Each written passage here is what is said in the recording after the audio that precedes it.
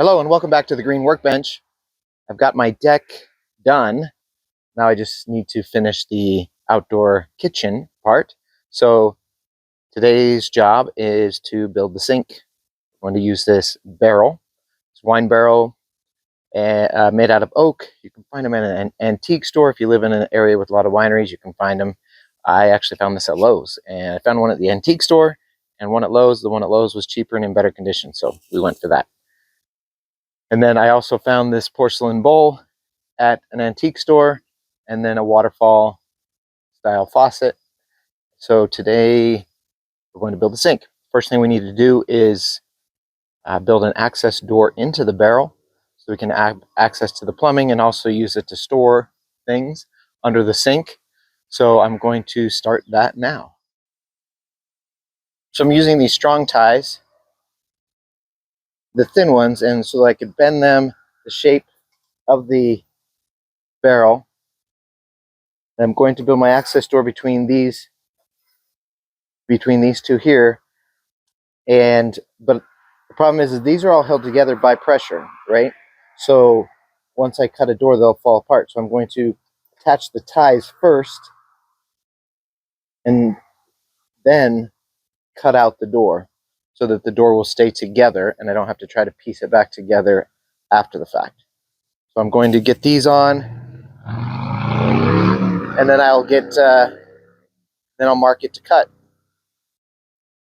Okay, using self-drilling screws with a hex head, I screwed these in. There's at least one screw in each board, but not in every hole because some of these holes ended up on top of a joint.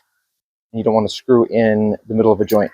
So next, I'm going to take these and I have to bend these a little bit, but they'll stretch even further, make the door even bigger. It'll connect these last two pieces here. So I'm going to hammer these over. I wish I had my dad's anvil.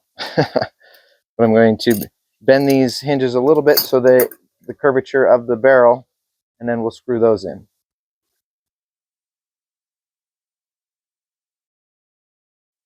Okay, the hinges were actually easy to bend with two vice grips because it's not that much of a curve.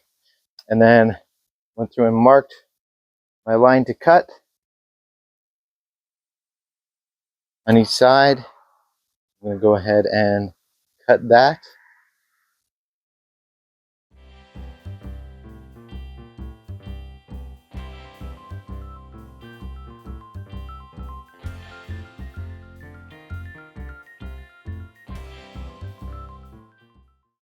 Okay, that worked exactly as I wanted it to. So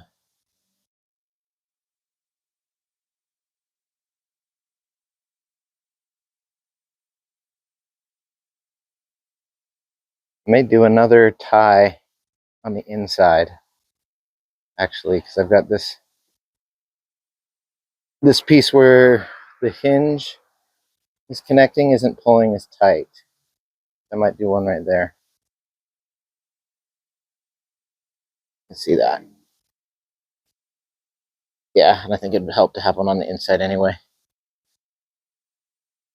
But it cut nice. I have access now.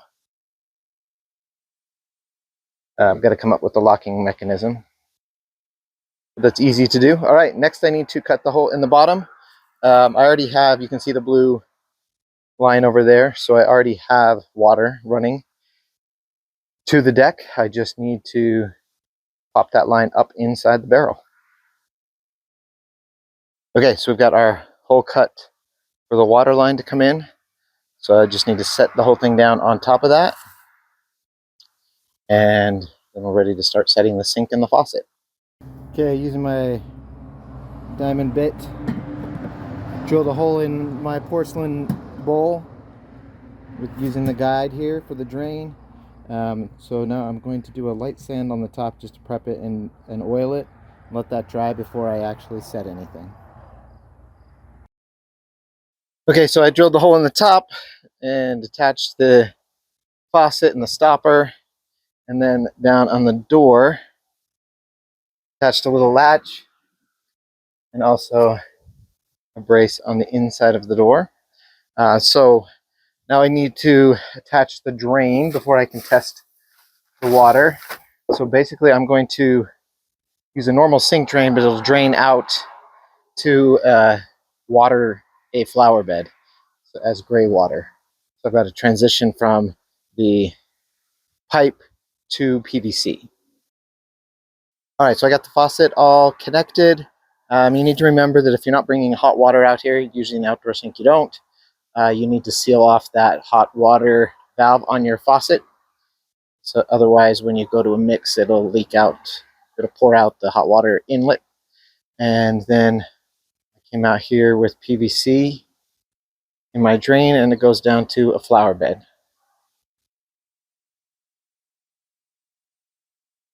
So here we go. Outdoor faucet on a wine barrel.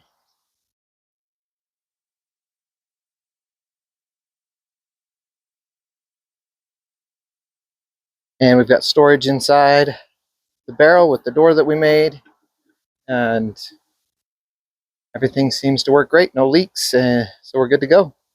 The other thing that I need to do is tap the wine barrel into the deck so that it can't move. It's heavy, so it's not going anywhere by itself, but it can move if it gets bumped or anything. So we want to secure that.